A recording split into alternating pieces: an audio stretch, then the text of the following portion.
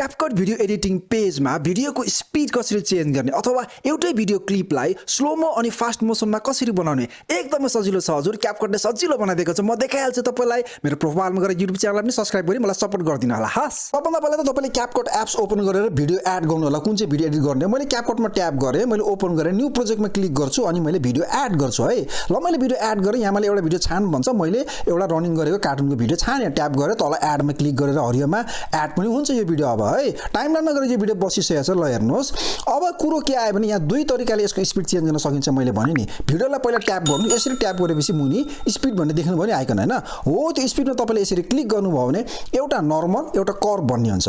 यो नर्मल भनेको चाहिँ टाइमिङमा हुन्छ, तपाईको अल भिडियोमा लागु हुन्छ। तपाईले 1 टाइम्स भनेको तपाईको अहिलेको नर्मल हो, 2 टाइम्स भनेको फास्ट हो, 5 भनेको धेरै फास्ट हो। अब 1 बाट तपाई तल झार्दै लानुहुन्छ देब्रेतिर भने चाहिँ के हो 0.5 6 अब यस्तो भनेको चाहिँ स्लो हुँदै गएको, लास्टमा 0.1 धेरै नै स्लो है। अहिलेको लागि मैले 1 मै छोड्दिन्छु।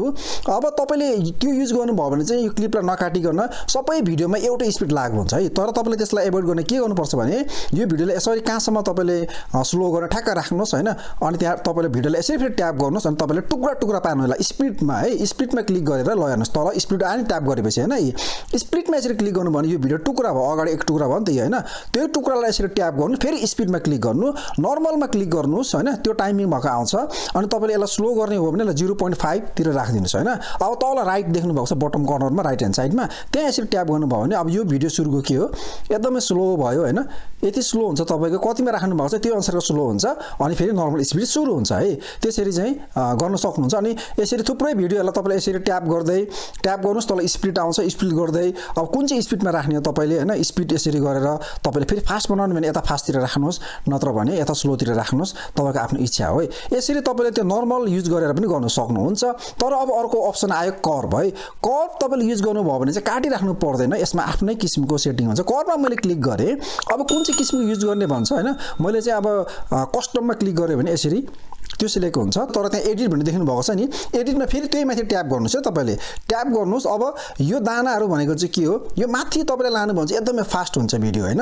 तपाईले यो दानालाई तल ल्याउनु भन्छ फेरि के हो भिडियो एकदमै स्लो हुन्छ के है, भिडियो एकदमै स्लो पनि हुन्छ। ल हेर्नुस् है त, अब यहाँ आएर तपाईको यो दाना यहाँ आयो हैन, अब यो भिडियो चाहिँ एकदमै स्लो हुन्छ। ल हेर्नुस्, तपाईले त्यही भएर यो दानालाई चाहिँ कतातिर राख्ने हो सार्नुस् हैन, माथि भयो भने फास्ट हुन्छ, तल गयो भने स्लो हुन्छ। भिडियो काटिराख्नै पर्दैन मैले भन्नु खोजेँ क्या हैन। अब यो म अर्को अप्सन मोन्टेज भन्ने चलाउँछु भने पनि केही छैन, अलि धेरै दानाहरु हुन्छ यसमा हैन। तपाईले त्यहाँ ट्याप गर्नुस् यसरी, अनि फेरि त्यही माथि एडिट माथि ट्याप गर्नुस्। ल अलि धेरै छ क्या, तपाईले अलि धेरै प्ले गर्ने टाइम दियो नि त्यसले हैन।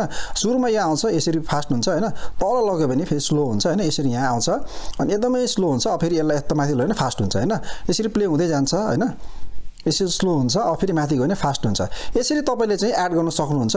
अब यसरी एडिट गर्नु भएपछि यो ट्र्याक सँगै आको साउन्ड हुन्छ नि, साउन्ड छ भने त्यो साउन्ड पनि त्यही अनुसारले कि त स्लो हुन्छ कि त फास्ट हुन्छ, राम्रो सुनिँदैन। त्यही भएर तपाईले के गर्नुपर्छ भने यता देब्रेतिर म्युट क्लिप देख्नु भएको छ नि, म्युट क्लिपमा यसरी ट्याप गर्नुभयो भने यसको अडियोहरु सबै म्युट हुन्छ। हैन म यो टुक्रा टुक्रा गरेको छु, त्यो फास्ट र स्लोलाई मात्र म्युट गर्छु, बिचको नर्मललाई त म साउन्ड नै राख्छु भन्नुहुन्छ भने केही छैन। साउन्ड राख्ने ठाउँको क्लिपलाई चाहिँ यसरी काटेर छुटाउनु होला हैन। त्यसपछि कुन चाहिँको म्युट गर्ने त्यो क्लिपलाई मात्र तपाईले चाहिँ यसरी ट्याप गरेर हैन, तल ट्याप गर्नु भएपछि के हो भोल्युम भन्ने आउँछ साइन भोल्युम हैन, भोल्युम यसरी क्लिक गरेर तपाईले के हो यसरी 0 मा तपाईले सार्न सक्नुहुन्छ। अहिले म्युट गरेको भएर 0 मा छ, तर यता 0 मा तपाईले सार्न सक्नुहुन्छ है। तपाई वन्स ह्यापी भएपछि माथि के हो एक्सपोर्ट बटनमा एक्सपोर्ट गरेर भिडियोलाई टिकटकमा अपलोड गर्न सक्नुहुन्छ है त।